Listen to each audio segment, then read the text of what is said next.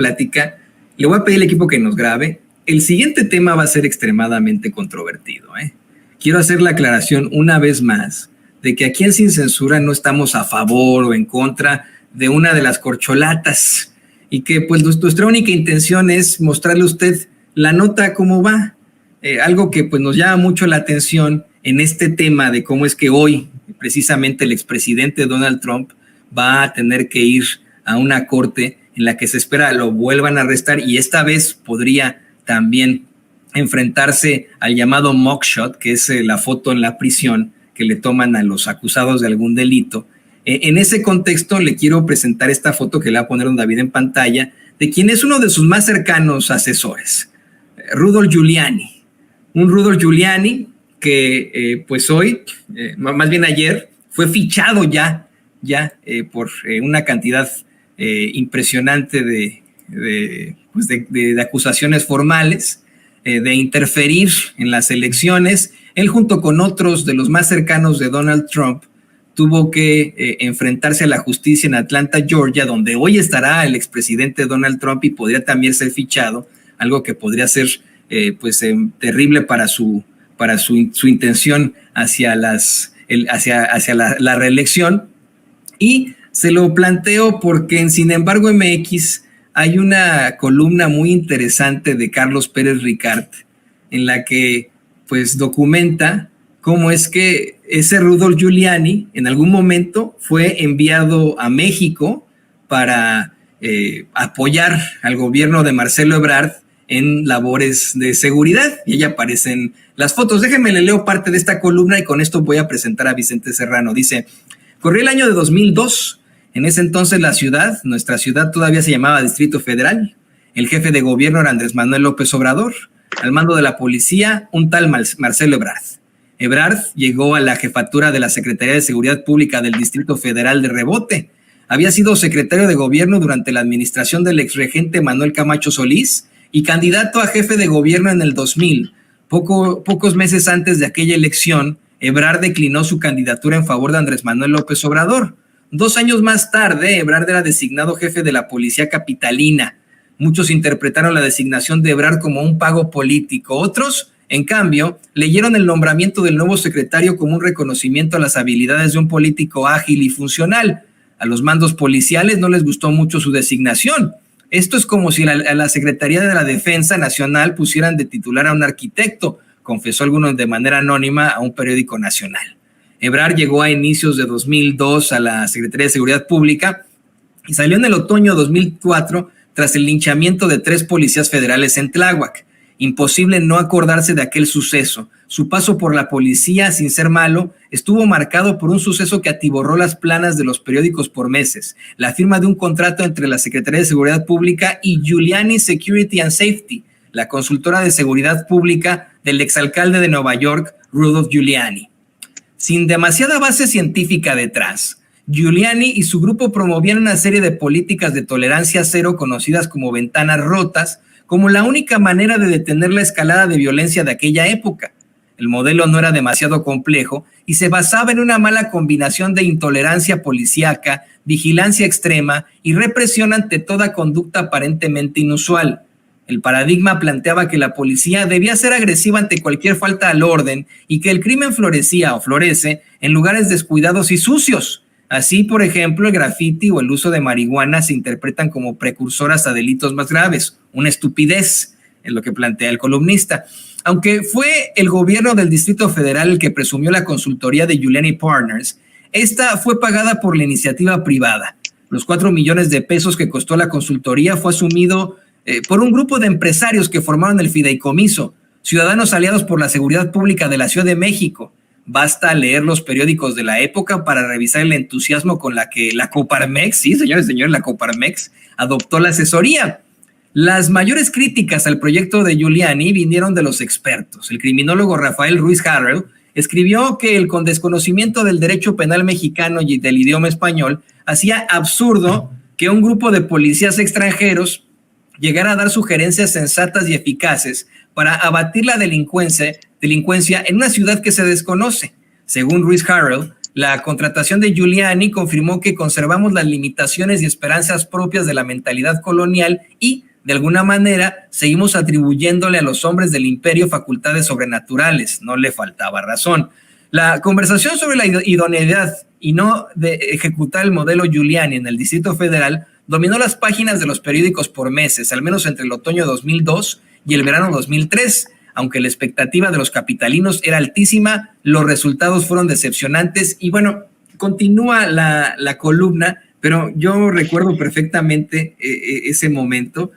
Me parece que fue el mismo Rudolph Giuliani el que salió a decir: yo no puedo con esto, no me gusta esta idea, no voy a poder seguir con este paquetote que es enfrentarme a la inseguridad en México en lo general. Déjate tú la Ciudad de México, el Distrito Federal en ese entonces. Y además se planteaba desde un principio que si traían a Giuliani era porque fue él quien le dio en la torre a la mafia italiana como fiscal de Nueva York hace mucho tiempo. Y ahora sí, con esto saludo con mucho gusto a mi compañero y amigo, al queridísimo Vicente Serrano, quien me parece en algún momento llegó a conocer a Rudolph Giuliani en su carrera periodística. Te saludo con mucho gusto, te abrazo, Vicente, y te sumo a esta mesa de diálogo con el queridísimo Francisco Paco Cruz. ¿Cómo estás, Toño? ¿Cómo estás, Paco? Pues sí, Vicente, nada más que hay que tener cuidado. Hay que tener cuidado porque Marcelo no es el único que ha tenido relación con estos personajes estadounidenses y, bueno, en momentos en los que estamos a punto, y no estoy defendiendo a Marcelo, ustedes saben que no es santo de mi devoción, pero momentos en que vamos a definir al coordinador o a la coordinadora, estos también podrían tomarse como dardos como parte de esta campaña o proceso interno. Ahora, el personaje es deleznable. Rudolph Giuliani resultó en ocasiones peor que Trump en la campaña y como asesor del expresidente de Estados Unidos. No sé qué opinión tenga Paco. Yo, la verdad, la impresión que tengo es que es un personaje que se acomoda a donde le conviene y en donde hace dinero, porque al final, no sé si valga la comparación, Paco me corregirá si no está de acuerdo, pero era o es en algún momento de la historia reciente de Estados Unidos un García Luna que comenzó a hacer negocio con su idea de asesoría en cuestiones de seguridad, no solamente en Estados Unidos, sino al mundo, y ahora pues creo que le da vuelta al mundo este mugshot, esta fotografía cuando se presenta ante las autoridades y es arrestado, Paco. Sí, mira, Vicente, Toño, en realidad es un represor. Giuliani, ¿te acuerdas su política cero tolerancia, que implicaba más contratación de policías, los que fueran, y cero tolerancia a la cárcel o represión a todos aquellos? No, mira, no solo era el graffiti, a todo el que les pareciera sospechoso, todo era reprimido. Así que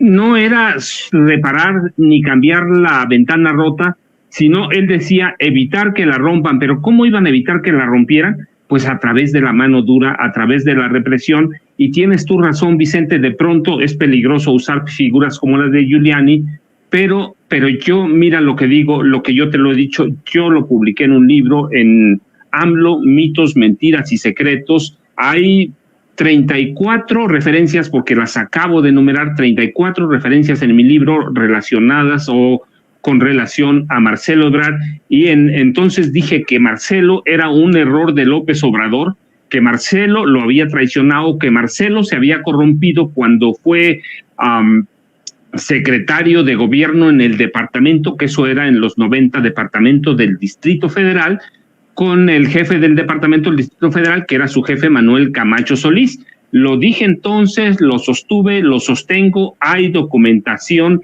en la Comisión Nacional de Derechos Humanos de aquellos policías que él persiguió, que él reprimió y a los que les robó en una estafa, por lo menos eran 3 unidades habitacionales, les robó 6,500 millones de pesos. Lo sostengo hoy todavía, los policías, hablé con ellos, ahí están sus quejas, ahí están las demandas que ganaron en la Comisión Nacional de Derechos Humanos.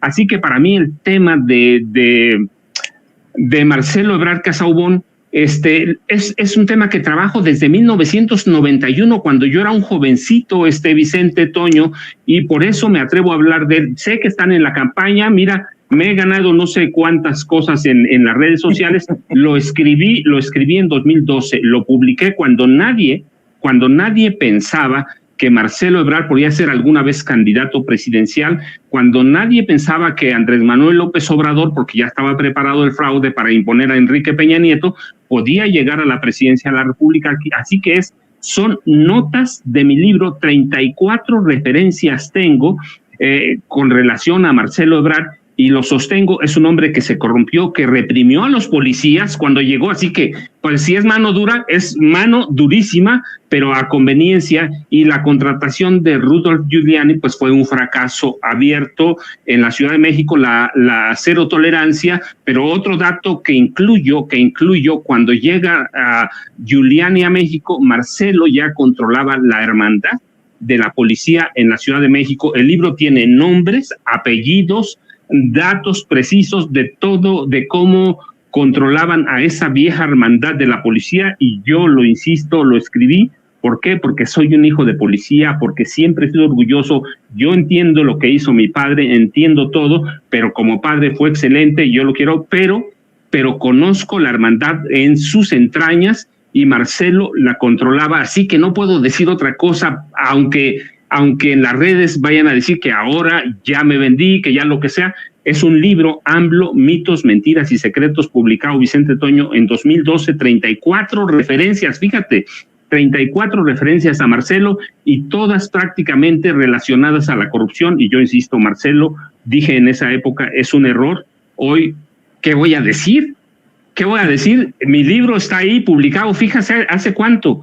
11 años, fue en 2012, ¿cuántos años? O sea, no es que yo lo diga ahora, lo publiqué, está el libro como testigo. Así que eso pienso de Marcelo Ebrard, y eso pienso de la llegada de Giuliani, que fue un fracaso, y sí, cualquiera puede arrimarse a personajes como Giuliani, pero en este caso fue Marcelo Ebrard, y él fue parte de la corrupción de la policía y de la represión a la policía, Vicente y Toño. Pues ya que estamos hablando de estas cosas, Toño, Paco, si te parece, hay que hablar de este proceso interno Morena, PT, Verde, que culmina este fin de semana. Y digo culmina con los recorridos, porque después va al momento clímax, que es el de las encuestas, y el 6 de septiembre el anuncio del coordinador o coordinadora. Y bueno, este proceso intenso no está alejado de la controversia. Hablas de Marcelo Ebrard. Ayer publicaba una carta con dedicatoria a Mario Delgado, presidente nacional de Morena, y Alfonso Durazo, el presidente del Consejo Nacional de Morena, Gerardo Fernández Noroña, y es una carta fuerte porque dice que las decisiones que se están tomando podrían afectarlo por las cartulinas que ponen sus simpatizantes en su casa, y luego hace en la última parte de esta carta, que es lo más controversial, lo más duro, dice: pido formalmente que la diputada Ivonne Cisneros se recuse de participar al frente de la comisión de encuestas del partido Morena. En caso de que la citada diputada no considere hacerlo, solicito entonces que sea sustituida por otro integrante de nuestro movimiento, pues es una franca impulsora de la aspiración de la compañera Claudia Sheinbaum y tiene una actitud sesgada en mi contra. Una carta que nosotros presentábamos desde anoche en Sin Censura Nocturno, y que es parte pues de esta intensidad con la que cierran los recorridos, querido Paco. Mira, Vicente, yo no podría esperar otra cosa, ni de Marcelo, ni de Fernández Noroña, pero tampoco